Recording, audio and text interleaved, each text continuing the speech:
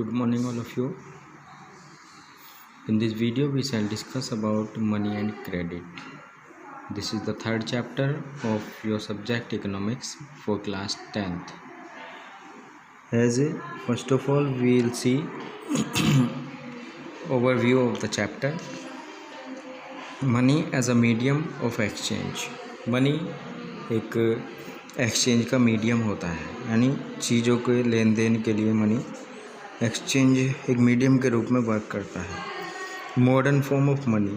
अब modern form of money जो है वो क्या है, जैसे currency, deposit with banks, formal and informal sector, credits in India.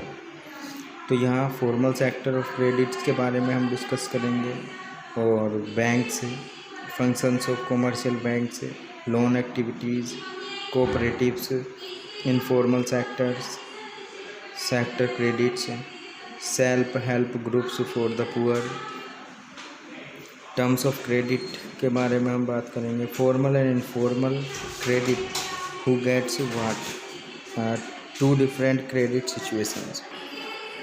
अब हमें इन फोकस हमें मनी को देखना है, किस तरह से वो मीडियम का काम करता है एक्सचेंज के रूप में। मनी क्या है? Money is a means. Money एक मीन्स होता है, एक साधन होता है जिसके द्वारा we can get something in exchange, जिसके बदले में हम कुछ ले लेते हैं।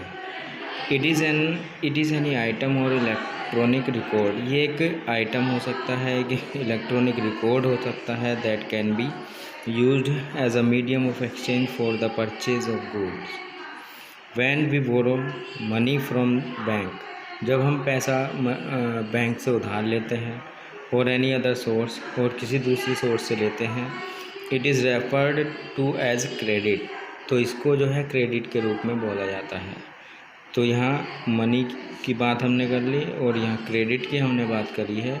तो इस चैप्टर में हम जो है डिटेल में स्टडी करेंगे मनी और क्रेडिट के बारे में, और उनका क्या काम होता है एक इकोनॉमी में, एक बैकबोन के रूप में वो किस तरह से वर्क करते हैं, मनी और क्रेडिट दोनों मिलकर।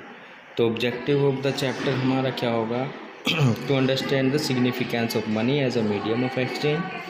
हमें एक एक्सचेंज के मीडियम के रूप में मनी का सिग्निफिकेंस देखना है, और to know how the modern form of money such as paper notes and coins evolved historically. यानी कैसे कैसे ये कॉइन्स, नोट्स जो हैं, कैसे उन्होंने अपने आप को चेंज किया है या किस किस फॉर्म में वो रहे हैं।